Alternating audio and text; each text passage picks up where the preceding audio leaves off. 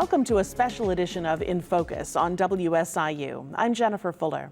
Illinois Governor J.B. Pritzker and his Republican challenger, State Senator Darren Bailey, completed their second of two debates this week. We thought we'd talk about how that debate went and how the debates in general have gone with SIU Professor of Debate Todd Graham. Todd, thanks for coming in. You're welcome. We've talked a lot over the last several years about how debates have gone, winners, losers, strategies, those sorts of things. So how did these debates go between J.B. Pritzker and Darren Bailey? I thought as far as like a gubernatorial debate, these were pretty good. I thought that the debates in general were, the moderators did their very best job. They seemed very well prepared. Both debaters seemed fairly well prepared. I thought they had a good format. So overall, I would call these successful debates. I thought they went pretty well. Not too many hitches, not too many sort of things that you would look back and go, oh, we need to correct that. We can't have that, as we had in many presidential debates this year. So pretty good. There were a lot of differences in style and substance between the two candidates. When you look at it from a debating point of view, was there one that stood out as this was a clear winner or this was a clear issue that they should never debate this way again? Well, yeah, there is one thing that I thought that Senator Bailey could have done a little bit differently, maybe, re-approach, have a new tack to that particular approach. He was very much, Mr. Gloom and Doom, very much in the debates. Illinois is in a terrible state. We're worse than we ever have, et cetera. And one of the problems with that is you really need, if you're going to visualize that, if you're going to paint that picture, you need a lot more examples, which we'll probably talk about more throughout this. We need a lot of examples in debates. But I think anytime you have a major strategy, you have to make sure and hit that. So Pritzker had a major strategy we can talk about, and I thought he hit his strategy. And I also did think that Bailey hit his strategy, but just needed a little bit more. If he's going to be doom and gloom the whole time, then he needs some more examples of how we got to this doom and gloom and what he can do to bring us out of that. That's one of the things that Governor Pritzker actually pointed out about his opponent, is that there were a lot of criticisms, but not a lot of solutions provided. Is that a critical part when you're debating, that you not only have to bring up what's wrong, but you have to have a solution for it? Oh, the solutions are the hard part. Listen, anybody can criticize. Anybody can do that. So we can stand up and be, in a regular debate round, you would be on the negative or opposition side, and you would just say, no, I don't believe you, you're wrong, I don't think that's right, And so anybody can criticize. The difficult part of any debate, whether it's competitive debate or a governor's debate or a presidential debate, is the policy solution. How do you fix these things? And so that's what I always look for in debate. But I can tell you a story about that. In fact, our teams here at SIU would get 15 minutes when we would learn what the topic was at a tournament. 15 minutes to get coaching and to figure out what we're going to do. And in that 15 minutes, we would have to figure out all these things. There were some rounds where we were on the government side, on the affirmative side, so we had to have a solution to the problem. And we're working on it. But the teams are just writing out problems. There's a problem. Status quo is bad. There's a problem. And the coaches are working on getting a solution to plan, because we know that if the plan isn't perfect, it doesn't matter how well you criticize the status quo, your plan could very well be worse or might not fix the problem. So we've learned in debate that no matter how good you are at criticizing, if you don't have a solution that can improve on that, you still can't win the debate. So it's really highly hyper-focused. There was one debate at the University of Utah. It was a semifinal debate. Our two debaters, who were national champions, were so upset with me because I did not have a solution, a plan for them. Clock is a ticking. They've got their whole affirmative case ready, everything's ready to go, except they're just like, we don't have a plan. That's the most important part. We actually don't know what we're doing, Todd. And it was 2 minutes left, and they have to start packing up and walking. And I'm like, okay, we've got it. The wording is perfect, because you have to also word them perfectly. We talked about the Safety Act in some of these debates. And the problem is, how is the wording of that particular act, and does it need to be fixed? And that's what Pritzker's talking about. Well, it's the same with any plan and solution. So I was literally working on wording for a plan for the first 13 and a half minutes of that before I gave it to the team. They walked into the room and started the debate, and I just fresh handed them the solution, which is the most important part. But it's mostly because we were trying to avoid any of the disadvantages from a bad solution, because one thing you can do is criticize, but if you have a solution, you have to make sure that solution doesn't immediately seem worse on its face. Let's talk a little bit about the format of the debate, because a lot of times people will criticize moderators who let things get out of control. If it's a town hall style meeting, perhaps one person is more comfortable than the other. So the format of this debate, with very strict time guidelines, the ability for the moderators to come back to the person answering the question and saying, I want to give you another opportunity to answer this. Did that work for you? Did it work for the debate overall? Here's what I think it did, and the reason I think it did is because I've seen so many debates, and I was actually at a meeting here at the Civic Center this week where they wanted me to talk about debates and elections and stuff, and so but the first question I almost always get is, are these really even debates? Is this a debate? This is just a question and answer at best, et cetera, and so people, the public, also very good at criticizing. So the same answer I gave a second ago, let's talk about now. We are good at criticizing these debates because often they don't turn it into a debate, they maybe are a shouting match, or we don't feel like they get very deep. But I've seen every format of debate, from public formats to competitive formats, and there are flaws in all of them, Jennifer. There are just flaws in all of them. I've watched 8,000 some debates. After I've watched the Lincoln Douglas debate, I mean, people always think that the style of debate, this isn't debate. Well, let's go back. What is debate then? I always ask people, well, what do you think is debate? Lincoln Douglas? Because most people don't understand what those debates were. They were the most awful things ever. They were a 60-minute speech, followed by a 90-minute speech, followed by a 30-minute speech. That was what debate was back then. So when people always think the grass is greener, let's have a better style of debate, I have to remind them all styles of debate have flaws. I've judged them all, I've watched them all. But this one, I thought they did a pretty good job. Things that they did really well were I like the bell. I like to have a bell. It's easier than you trying to talk over someone when they talk too much, et cetera. So I like the bell. I like the attempt at follow-ups, because you can't make these people answer the questions, but you can come close enough to where the audience can tell, oh, they're clearly ducking that question. And so in that regard, I thought that the moderators did an excellent job. They had specific questions and they asked follow-ups, and that's about all you can do.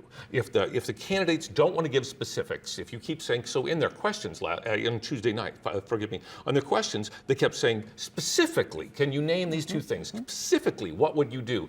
And we almost still never got some specifics, but that shows us the moderators were trying to do their job, and they can't make them answer it, but what they can do is make it obvious that they didn't answer the question. I thought they did a pretty nice job overall, other than they didn't keep their calm last night. There were a couple of moments where I thought the moderator went a little bit too far. She was clearly upset with Bailey a couple of times. Her voice had what sounded to me like anger in it, which I've never heard from a moderator before. So to me, I was just like, she clearly was tired of the interrupting, et cetera, that was going on, but you've got to maintain your calm, et cetera. And so at what point she seemed a little overly hostile. So that's the one thing I would draw back. Just don't be hostile. Understand they're not going to answer your question, and deal with it appropriately. Well, let's get then to the efficacy of these political debates. If this is the format that we're going to do, one of the criticisms that you hear from organizers and moderators is that anymore, political candidates will not move from their talking points. You can't get them to get into substantive issues. Is this an effective way for voters, for the public, to see their political candidates and to make an educated decision? Yeah, I think it's the only alternative.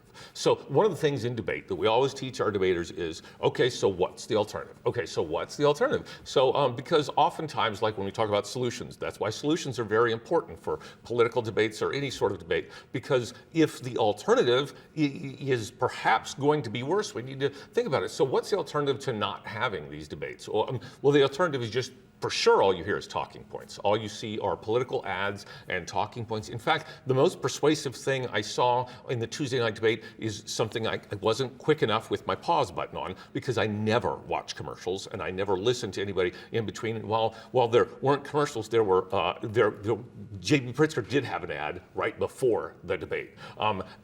it was the most persuasive thing I saw. It was poor. So their talking points are still quite good, and they're managing to get them into debates. But no, the debates are supposed to get away from those talking points. And even if they don't, it still is better than just the J.B. Pritzker commercial we saw, or the Bailey commercial we saw, because without these, you get stump speeches, you get no one questioning you ever, and at least here, you're getting questioned, and whether or not you answer it and whether or not the public buys it is on you. But part of this is on us, Jennifer. We need to focus on debates a little bit more. We need to understand that right now in our society, debates are being diminished, especially in statewide races. Statewide races, there are very few debates. There have been fewer debates, even in senatorial debates, et cetera. And so we need to get the public kind of more energized to realize that even if they're not perfect, this is still better information than not having debates. So the alternative is not having debates, which would be even worse. Let's get to some of the ins and outs of how the debate actually went. What about the tone from each of the candidates? As you've mentioned, Senator Bailey took a very gloom and doom tone. Governor Pritzker tried to be a little more optimistic. How does tone impact how the debate goes? Well, tone has a lot to do with sort of how you look at a candidate. When I've coached my teams, I've always said, it depends on how you say that, because I've given them good arguments before in rounds, and they go and I watch them make this argument in front of a judge, and they make it with the wrong tone, and it comes across mean-spirited, or like they're trying to say a little kind of quip or a humor, and it comes across mean-spirited or it comes across wrong. So tone makes a difference. So at last night's debate, Bailey was very much gloom and doom. Now, he has two completely opposite tones. It's super interesting. Watching him, I haven't seen very many. One tone is what I'm just going to call the Trump emulation. So it's interrupting, it's petty, it's name-calling, and that's the stuff I can't stand in debates. And I think most people don't like, and that's what the moderator didn't like. But the other tone, Bailey has this sort of almost over-exaggerated, he calls it a downstate accent, but I've been here 21 years, and that's not a downstate accent. It's a little bit stronger, right? And so that's fine. I like it. I used to have a debater in Louisiana that just could not, I mean, his accent was so thick. He was a great debater, so I said, all right, let's do the opposite. Let's use that accent. Let's play it up even more. When you're debating against Cornell and you're debating against Ivy League schools, I want twice as much accent. I want a lot of Cajun talk. I want you talking about going to school in P-Rose. I want all this to show the difference between you and the other. And I think Bailey has some of that. Like, he's got a little persona that's very like down home sort of. And I do like that. But it's juxtaposed with this sort of attack, gloom and doom,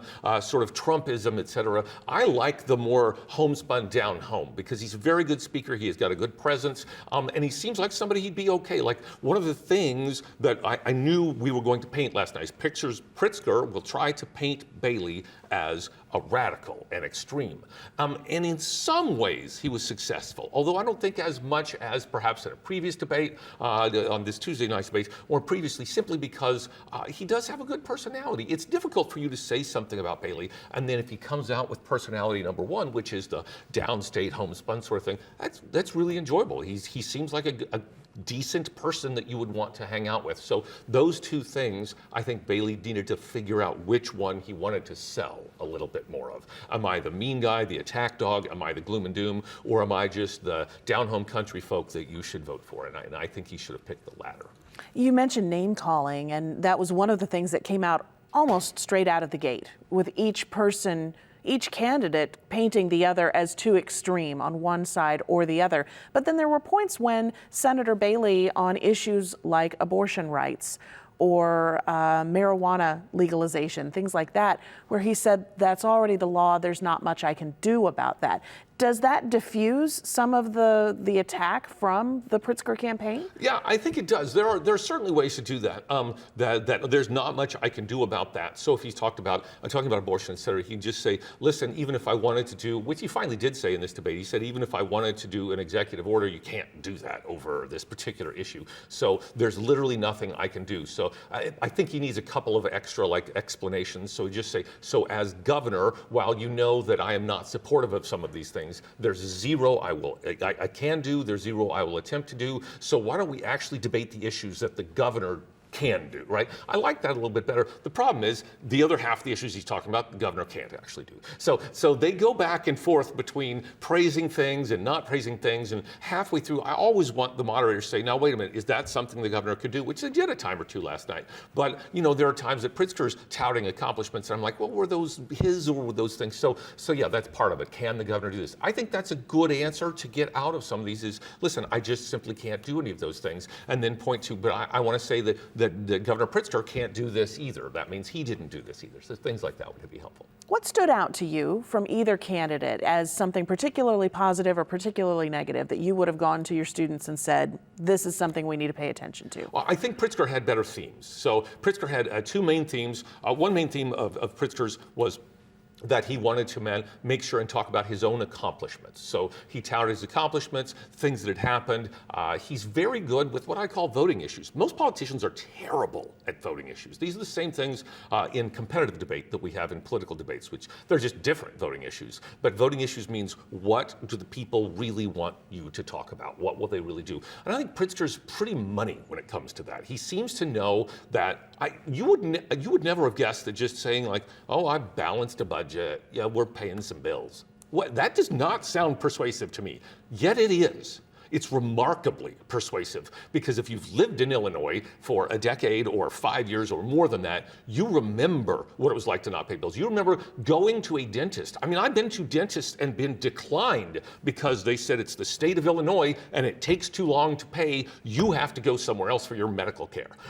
I know, and I think everyone I know has that experience. And so when Pritzker says, I balanced the budget, we're paying our bills, I thought that was great. I'm just like, that's awesome. And it is resonating with voters, because voters know what it's like to be able to pay bills or not have to pay bills. Or these voters remember not getting paid. These voters remember all of the things, subcontractors, et cetera. And so, believe it or not, which I never said before this election cycle, a voting issue is actually, he's making the balanced budget, paying the bills argument better than anyone I've ever seen made. So I thought his theme there was very good. And his theme to try to tie his opponent Bailey to like radicalism was pretty good. I think he could have, done a little bit stronger. Sometimes what you see, Jennifer, in these debates is they say something in one debate, but not in the next one. So what about the people who missed the first debate? If they just watched last night's or Tuesday night's debate, did they necessarily see all the radicalism? I don't think they did. I think they could have gone in more detail. So that could have gone a little bit better. Bailey, I thought it was the main gloom and doom. So when I watched Bailey in Tuesday's debate, what I thought was Donald Trump's inauguration speech. Just make it for Illinois, because everything was gloom and doom. Illinois is the worst it's ever been. It's terrible. It's worse. And I think that can play, right? That can play. But what you have to do is have specifics. So then when Bailey was asked different specifics throughout the debate, well, what would you change? How would you make it better? What has he done that's wrong, et cetera? He didn't have that. And that's kind of the problem with the gloom and doom, is that while it can work, the audience has to buy into it. There's a theory of persuasion called social judgment theory, and I teach this a lot. And basically it says that your audience has a latitude of acceptance. What can you say that they will accept that idea? And a latitude of rejection. What are you going to say that they're just going to go, no, I don't believe that at all? And the goal of a persuader is to find something that's on the latitude of acceptance, right? It's right there on the latitude. They might buy that, et cetera, but without that. And the problem with gloom and doom is the latitude of acceptance for him to say we're the worst state we've ever been, we're in the worst shape we've ever been, we're worse. And I'm just like, I don't think most people are buying that. It doesn't fit on the latitude of acceptance for what most people are believing. But if he had specifics, if you could say this part is worse, this part's, then it works a little bit better. So I think when you haven't met that, then what your audience does is, if they don't believe you, then they dismiss all of the claims. And that's what this theory actually says, is they will go back and revert back to, well, I think everything's fine then. So instead of moving the needle a little, he tried to move the needle a lot, and he overshot, which according to this theory that I teach and I actually believe in, moves the needle back to where it started in the public's mind. So if you try for too much, they just don't believe anything. Well, let's get into that a little bit, because as we came into this week's debate, there was polling out that showed that Senator Bailey was trailing Governor Pritzker by double-digit percentage points, close to 20% in some polls.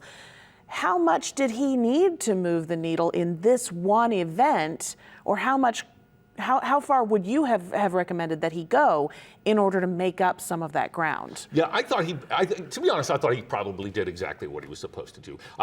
Because he doesn't think, no one thinks that these debates are probably going to move that needle a whole lot. They're going to move publicly. So he needed to make sure and just keep his base, energized, keep them. Bailey needed to make sure that he didn't make any horrible mistakes, which he clearly didn't. He had a decent debate, even without specifics. It was a fine debate. But the first question that was asked by both candidates are, how can you change, they gave some polling information, said, how can you, change these voters' minds? And they both ignored that part of the question because frankly, it's impossible to answer. If I was coaching a debater, a political debater, I would have them talk a little differently than most. So my answer to that would be, I can't. Listen, this is a debate that's being viewed by this many people, and there's only so many watching this. So I think there are a few people here watching this that maybe I'll be able to get, but in general, no, this debate's not going to help me with these people. What will help me is, and then say, if they get out and do this or this, but we should be honest about, the viewership of that debate, who's watching it, what difference will it make? It helps a little, it hurts a little, but not a great difference. You mentioned earlier that people need to pay more attention to debates, particularly in statewide, congressional, I'm assuming presidential debates. Here we are right before the midterm election, and people are already looking ahead to the next presidential election. How much should we be paying attention to debates going into those federal elections? Well, I always say that the best, whether it's local, regional, national, et cetera, the debates that you want to see are, first off, you would like to see primary debates. You would like to see debates between candidates of the same party. And the reason is because we are more and more intractable in the fact that we are going to vote party line. This is stronger than it's ever been. Political science polls have said it's stronger than it's ever been. So, which means if you're not likely to vote for a Democrat if you're a Republican, then you really need to watch the Republican primaries because you'd be fine with all of those candidates and it gives you a chance to move around. If somebody has a terrible debate, you're fine, I'll pick them. But if in a general election debate, your candidate has a terrible debate, you don't care because the only opponent is the Democrat or the Republican. And right now in America, we would rather have if you're a Democrat, you would rather have the worst Democrat than the best Republican. And if you're a Republican, you would rather have the worst Republican than the best Democrat. So I say start watching debates early on, and then I think that helps a little bit to help you with that. And if you're still not sure, of course, keep watching general election debates to make sure that you like them. But the public needs to get going again. I think it's part of the problem is there's no punishment anymore for skipping a debate. Back in the day, Jennifer, 50 years ago, if a candidate skipped a debate, it was front page, headline, top of the fold news in the newspaper, Todd Graham is coward.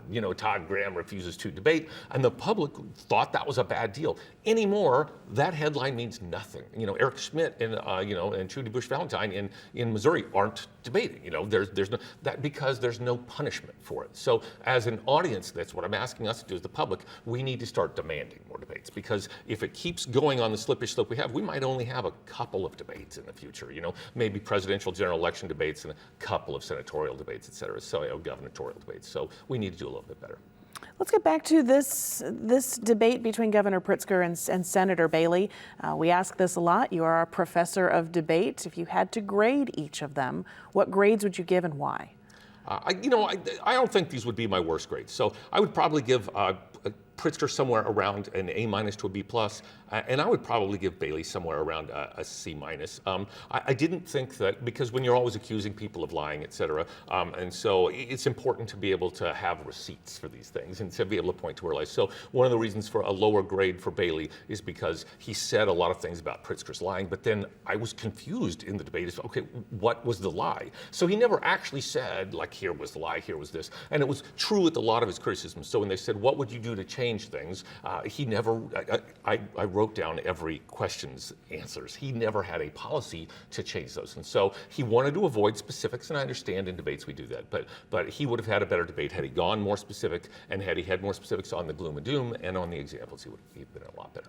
Governor Pritzker, just overall? Overall, pretty good, pretty good. I thought he handled the interruptions well. The interruptions and the pettiness were something I don't really care for in debates, and so I didn't like that of Bailey. But, the last time I judged debates were presidential debates, and so they were even more petty than that. So I didn't think it was the worst I'd ever seen, but I don't like that in debates. Pritzker handled that pretty well, and so I did like one of the things, but he also didn't answer a couple of important questions.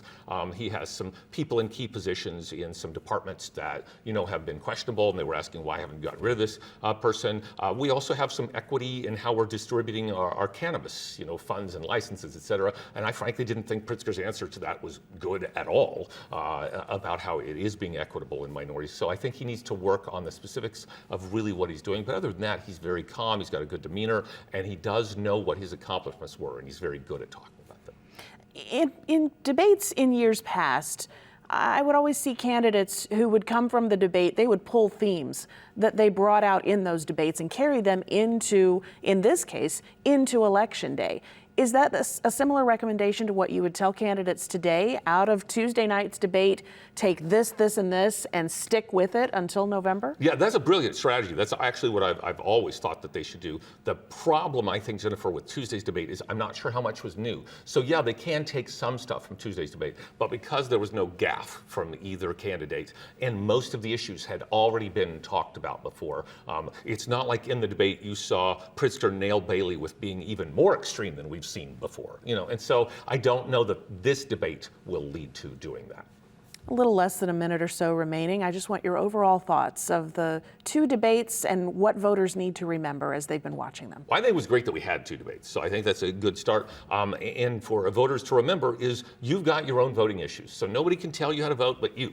And so what are those voting issues? What's important to you? Maybe Pritzker's wrong and it has nothing to do with balancing the budget. Maybe it is more about crime, which is something like, so you decide what it is that are one or two most important issues, and that's what you look for in debates. So I hope you found those in those debates. I think that most of the issues were covered, and so I think you should have a pretty good idea for who to vote for. Todd Graham is a professor of debate in SIU's School of Communications. Todd, thanks for coming in. Yeah, it's my pleasure. You've been watching InFocus. We encourage you to stay tuned as we will have another debate here on WSIU between the two major party candidates for U.S. Senate in Illinois. That's coming up October 27th on WSIU and your public TV and radio stations. I'm Jennifer Fuller. Thanks for joining us for InFocus. We'll catch you next time.